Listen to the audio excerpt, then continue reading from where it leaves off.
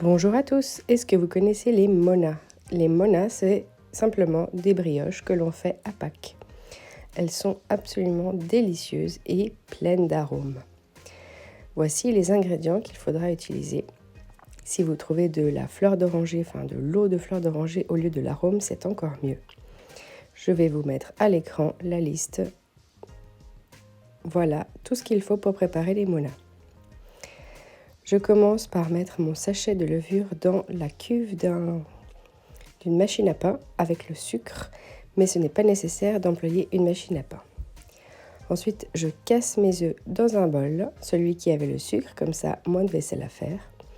Et puis ensuite, j'ai lavé un citron et une orange. Je vais récupérer le zeste du citron et le zeste de l'orange. Je les laisse de côté pour le moment et je les incorpore directement avec les œufs.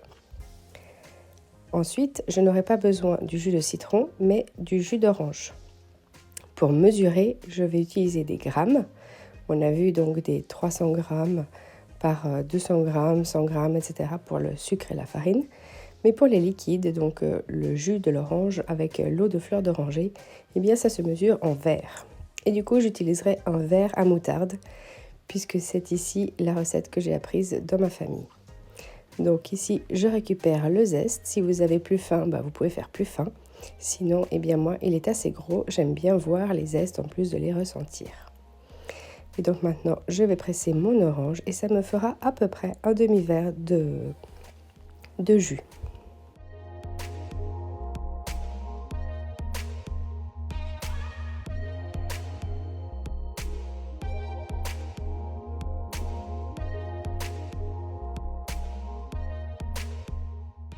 Je vais ensuite compléter mon verre avec l'eau de fleur d'oranger et tout ça doit être tiède pour être mélangé à la levure. Donc je complète mon verre et ensuite je vais mettre tout ça à chauffer avec le beurre qu'il faut fondre. Ainsi, les arômes du beurre et de l'orange et de l'eau de fleur d'oranger seront déjà bien mélangés. Il ne faut pas de froid ni de trop chaud pour mélanger avec la levure. Si c'est trop froid, la levure ne réagit pas. Et si c'est trop chaud non plus. Donc il faut que le liquide soit plutôt tiède. Une fois que tout sera fondu, je pourrai mettre dans la cuve les liquides, bien mélangés pour activer la levure. Et puis ensuite, j'ajouterai la farine et les œufs avec les zestes.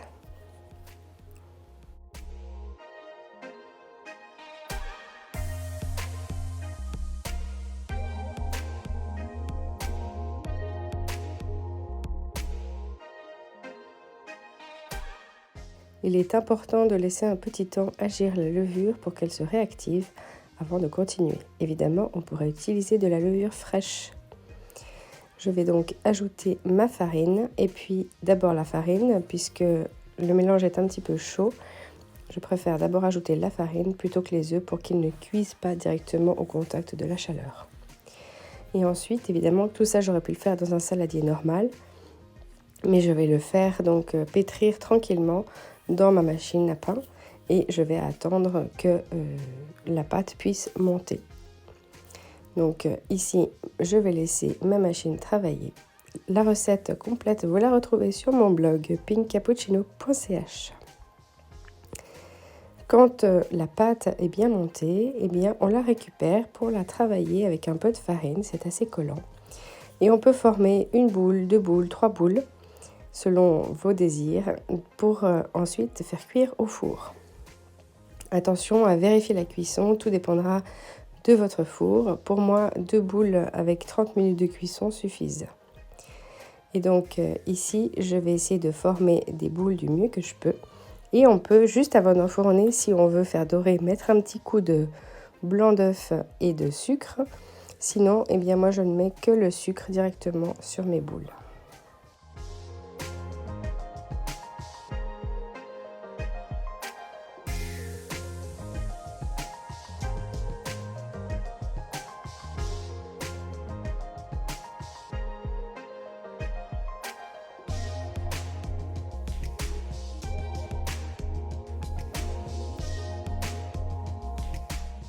Le four est bien entendu en train de préchauffer et puis je façonne mes boules que je déposerai sur une plaque de cuisson recouverte de papier sulfurisé.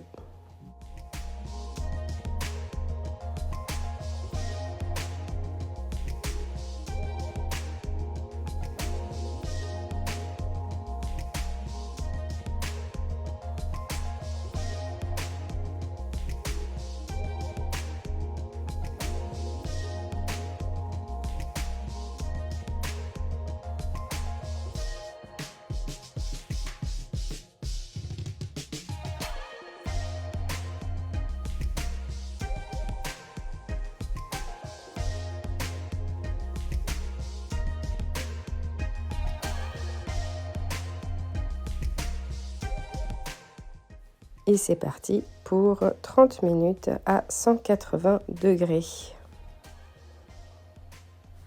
Ça sent bon dans la maison pendant la cuisson.